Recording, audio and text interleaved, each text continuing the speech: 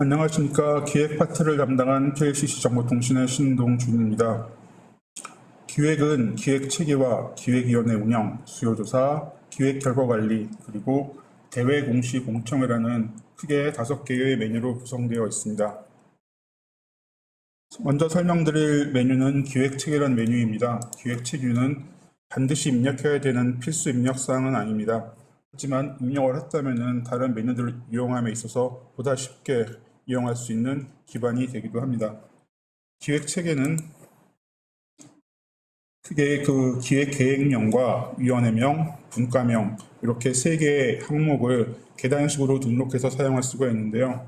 같은 행의 추가와 하위 행이란 추가는 기능을 이용하셔서 각각 내용들을 등록하실 수 있습니다. 제일 마지막에 분과명에는 분과별 위원이 할당이 됩니다. 분과별 위원은 추가라는 버튼을 이용해서 등록하실 수가 있습니다.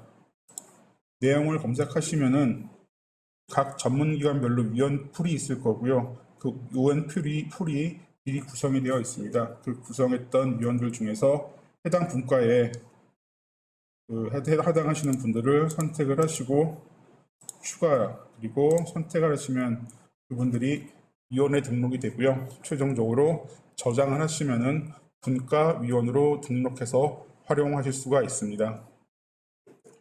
위원들을 간단하게 메모란 기능을 통해서 위원들의 성격과 이런 내용들을 담당 가수가 등록 관리할 수도 있고요. 보다 상세한 내용을 조회하기 위해서는 팝업을 통해서 해당 위원의 학위 정보나 논문 정보 등을 조회하실 수도 있습니다.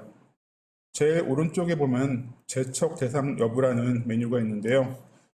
이 메뉴는 이분들이 RFP를 생성하는 위원으로 참석을 하셨고 RFP를 만들었다면은 과제 선정평가 때 제청 여부를 결정하는 그런 관리 항목이 되겠습니다. 여기서 조창렬이라는 분을 제적 대상 여부를 예로 선택을 하셨다면은 만약에 선정평가위원을 선정을 할 때 이 해당 항목을 관리하겠다고 선택을 하시면은 이분은 위원으로 선택이 안 되는 그런 기능으로 활용이 되겠습니다.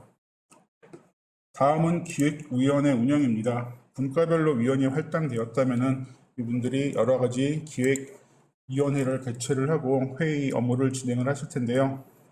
위에 보시는 그리드에 있는 내용 중에 해당 분과에 해당하는 이 분과에서 회의를 개최할 경우 먼저 분과를 선택하면 그 분과에 대한 회의 이력을 관리할 수 있는 그런 화면이 생성이 됩니다.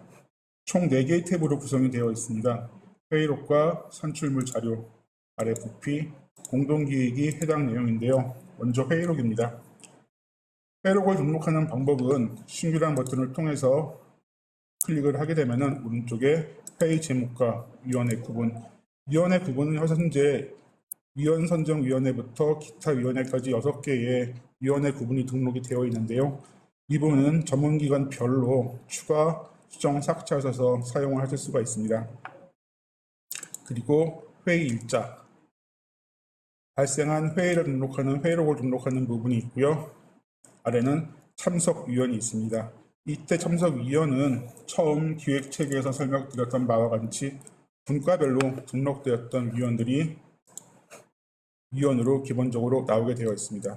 위원별로 참석 여부를 관리를 할 수가 있고요.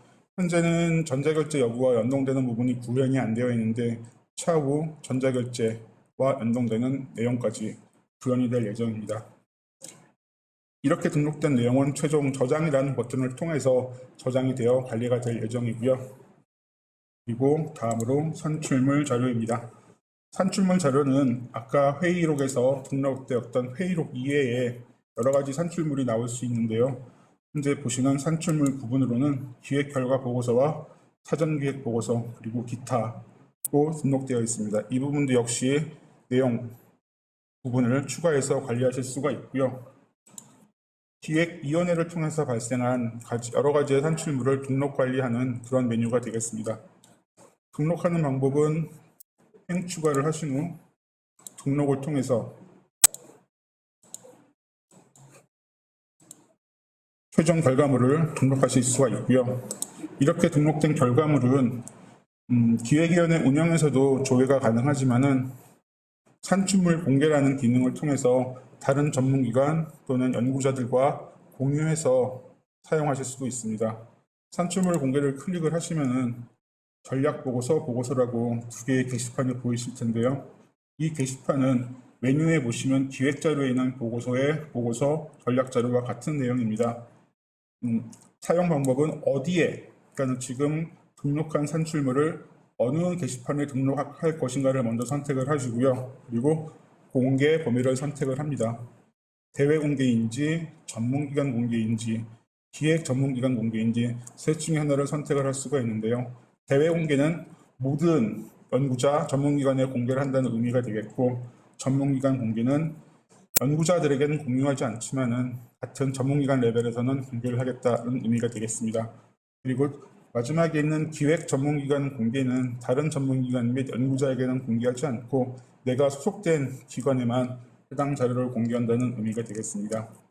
만약에 전문기관 공개를 선택하시고 적용을 클릭하셨다면 비공개 사유를 등록하는 팝업이 생성이 됩니다. 기획자료는 모든 전문기관에 기본적으로 공개하는 것이 원칙인데요. 그 특별한 이유에 있어서 공개를 못한다면 그 공개 사유를 등록하고 완료를 하셔야 합니다. 그러면은 이때 등록된 자료는 아까 선택한 보고서 또는 전략자료 게시판으로 이동을 해서 공개 범위에 따라서 다른 전문기관 또는 해당 전문기관에 공개가 되는 그런 방식이 되겠습니다. 다음은 RFP입니다. 이 탭의 RFP는 실제 RFP를 등록하는 내용은 아니고 기존에 등록되었던 지금 같은 경우에는 자연과학 분과에서 생성한 RFP를 조회하는 그런 용도가 되겠습니다. 보다 상세한 내용은 조회, 팝업을 통해서 해당 RFP에 대한 상세 내용을 조회할 수가 있고요. 그리고 실제로 RFP 등록을 원한다면 우측에 있는 RFP 등록 버튼을 클릭을 하시면은 기획 결과 관리 RFP라는 메뉴로 이동을 해서 결과를 등록할 수 있게 이렇게 기능이 준비되어 있습니다. 해당 내용을 확인하시고 RFP에 대한 내용을 조회하실 수 있습니다. 다음은 공동기획입니다.